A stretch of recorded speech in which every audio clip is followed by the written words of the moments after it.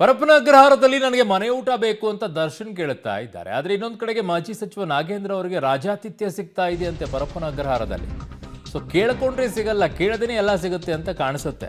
Okay, ಬಂಧಿಖಾನೆ ನಿಯಮವನ್ನ ಗಾಳಿಗೆ ತೂರಿದ್ರ. ಒಂದೇ ದಿನ 5-6 ಜನ ಭೇಟಿಗೆ ಅವಕಾಶವನ್ನ ಮಾಡಿಕೊಟ್ಟಿದ್ದಾರೆ. ಮೊನ್ನೆ ಒಂದೇ ದಿನ 5 ಜನರಿಂದ ಪ್ರತ್ಯೇಕ ಭೇಟಿಯಾಗಿದೆ. ನಿನ್ನೆ 6ಕ್ಕೂ ಹೆಚ್ಚು ಜನರು ನಾಗೇಂದ್ರ ಅವರನ್ನ ಭೇಟಿಯಾಗಿದ್ದಾರೆ. ಇವತ್ತು ಕೂಡ ಭೇಟಿಗೆ ಅವಕಾಶವನ್ನು ಅಧಿಕಾರಿಗಳು ಕೊಟ್ಟಿದ್ದಾರೆ.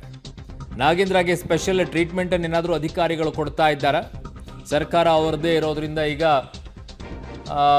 ಏನು ಬೇಕು ಅದು ನಾಗೇಂದ್ರ ಅವರಿಗೆ ಅವಕಾಶಗಳನ್ನೆಲ್ಲ ಅಧಿಕಾರಿಗಳು ಮಾಡಿಕೊಡ್ತಾ ಇದ್ದಾರೆ. ಗೊತ್ತಿಲ್ಲ, ಈ ಅನುಮಾನಗಳು ಕಾಡುತ್ತೆ. ಕಾರಣ ಎಲ್ಲರಿಗೂ ಒಂದೇ ಇರು ಅನ್ನೋದಾದರೆ, ನಿಯಮಗಳು ಅನ್ನೋದಾದರೆ ಇವರಿಗೂ ಅದೇ ನಿಯಮಗಳು ಇರಬೇಕಲ್ವ. ಹಾಗಿದ್ದಾಗ ಹೇಗೆ 5-6 ಜನಕ್ಕೆ ಒಂದೇ ದಿನ ಅವಕಾಶವನ್ನು ಮಾಡಿಕೊಡ್ತಾರೆ?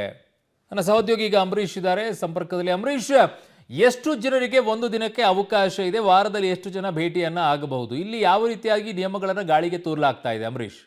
ಅರುಣ್, ಖಂಡಿತವಾಗ್ಲೂ ಏನು ವಾಲ್ಮೀಕಿ ಹಗರಣದಲ್ಲಿ ಮಾಜಿ ಸಚಿವರಾದಂತಹ ನಾಗೇಂದ್ರ ಜೈಲಿಗೆ ಬಂದ್ರು. ಜೈಲಿಗೆ ಬಂದ ಹಿನ್ನೆಲೆ ಮೊದಲನೇ ದಿನ ಅವರಿಗೆ ಭೇಟಿಗೆ ಮತ್ತು ಅಲ್ಲಿ ಯಾರಿಗೂ ಸಹ ಬೇರೆ ವ್ಯವಸ್ಥೆ ಆಗಿರಲಿಲ್ಲ. ನೇರವಾಗಿ ಕ್ವಾರಂಟೈನ್ ಜೈಲಿಗೆ ಹಾಕಿದ್ರು. ಆದ್ರೆ ಮತ್ತೊಂದು 2 ದಿನದಲ್ಲಿ ಕಂಪ್ಲಿ ಗಣೇಶ್ ಮತ್ತು ಇನ್ನು ಇತರೆ ಶಾಸಕರು ಒಟ್ಟು 7 ಗಾಡಿಗಳಲ್ಲಿ ಬರ್ತಾರೆ. ಜೈಲಿನ ಚೆಕ್ ಪೋಸ್ಟ್ ಅಲ್ಲೂ ಸಹ ಅವರ ಅಡ್ಡಾಕರು ಸಹ ನಿಲ್ಸಲ್ಲ. ನೇರವಾಗಿ ಅವರು ಕ್ವಾರಂಟೈನ್ ಜೈಲಿಗೆ ಹೋಗ್ತಾರೆ. ಅಲ್ಲಿ ಏನು ಜೈಲಿನ ಸಿಬ್ಬಂದಿ ಮತ್ತು ಪೊಲೀಸರ ನಡುವೆ ಏನು ಶಾಸಕರ ನಡುವೆ ಗಲಾಟೆನೂ ಆಗ್ತದೆ.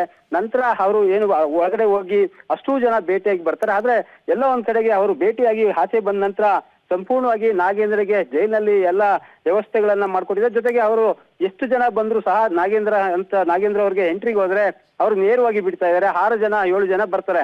ಆದ್ರೆ ಜೈಲಿನ ರೂಲ್ಸ್ ಪ್ರಕಾರವಾಗಿ ವಾರಕ್ಕೆ 2 ಎಂಟ್ರಿ ಇರುತ್ತೆ. ಯಾರನ್ನೇ ಭೇಟಿ ಆಗಬೇಕಾದ್ರೂ ಸಹ ಅವರ ಕುಟುಂಬದವರು ಅಥವಾ ಅಡ್ವೊಕೇಟ್ ಅವರ ಜೊತೆಗೆ ಸ್ನೇಹಿತರು ಬಂದ್ರು 2 ಎಂಟ್ರಿ ಹಾಕಿದ್ರೆ ಮುಗೀತು ಒಂದು ವಾರದಲ್ಲಿ.